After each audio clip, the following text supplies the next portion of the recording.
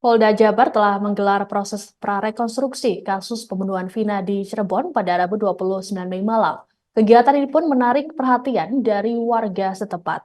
Adapun pihak keluarga dan pengacara Peggy Setiawan ikut datang ke lokasi sempat menyampaikan rasa kecewanya karena tidak diberitahu mengenai kegiatan tersebut. Selengkapnya, mengenai informasi ini akan disampaikan oleh wartawan Tribun Cirebon Eki Yulianto. Silakan Eki. Ya, baik, Siska. Selamat sore, Tribuners.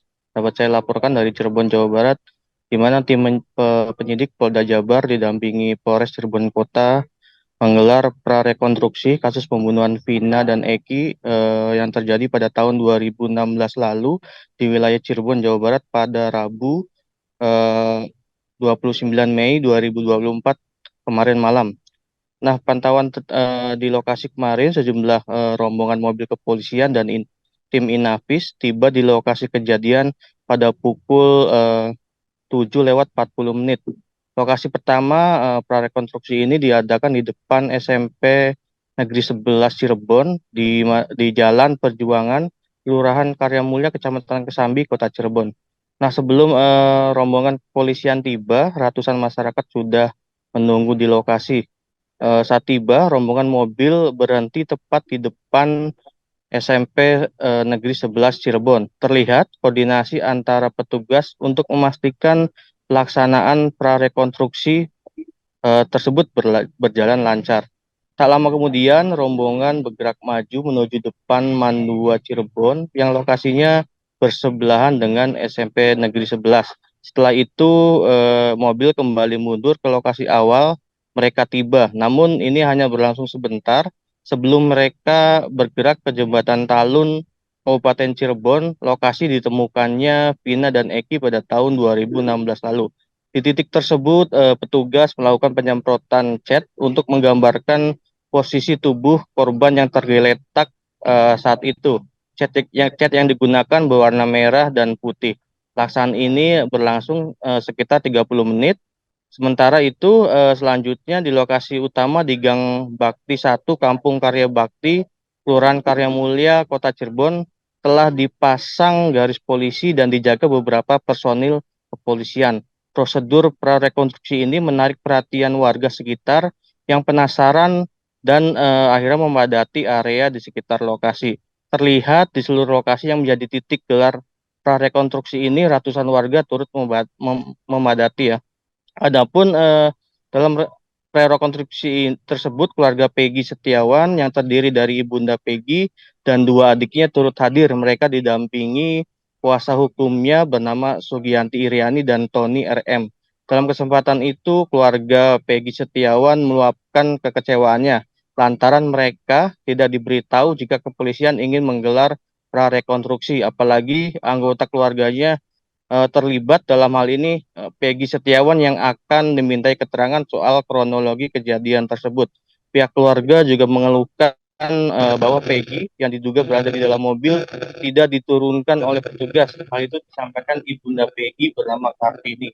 Sementara salah satu kuasa hukum Peggy Setiawan bernama Tony mengungkapkan bahwa prarekonstruksi yang dilakukan oleh penyidik Polda Jabar tidak menghasilkan apa-apa. Petugas hanya menggambarkan dua titik posisi mayat dengan cat semprot warna merah dan putih. Tony menjelaskan bahwa dalam rekonstruksi nanti rekonstruksi yang digelar setelah prarekonstruksi ini sebenarnya tersangka wajib mendapatkan pendampingan dari kuasa hukum karena dalam KUHP telah mengatur kalau tersangka yang diancam pidananya di atas 5 tahun itu wajib didampingi dan rekonstruksi nantinya bagian dari pemeriksaan.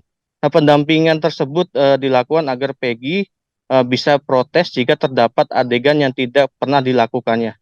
Nah, dalam gelaran prarekonstruksi juga memperlihatkan banyaknya warga yang berteriak bahwa Peggy Setiawan tidak bersalah. Mereka berteriak sejak titik awal prarekonstruksi hingga penjembatan Talun, Kabupaten Cirebon.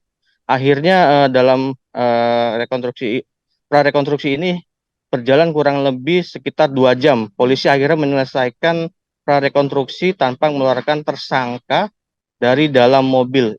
Nah, informasi yang baru saja diterima bahwa ada dalam prarekonstruksi ini ada saksi bernama Aep dan salah satu pelaku yang berada di dalam mobil. Keduanya hanya menunjukkan titik-titik di lokasi dari dalam mobil jenis HC tersebut. Demikian Siska, kembali ke studio. Baik, terima kasih Egi Yulianto atas laporannya. Tribunnews KPK menampilkan pernyataan lengkap dari kuasa hukum Peggy Setiawan Tony RM.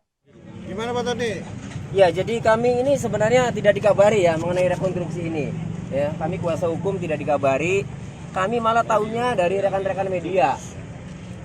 Nah, kami khawatir ya, karena dalam KUHP yang namanya orang tersangka yang diancam ancaman hukuman 5 tahun lebih itu harus didampingi di tiap tahap pemeriksaannya.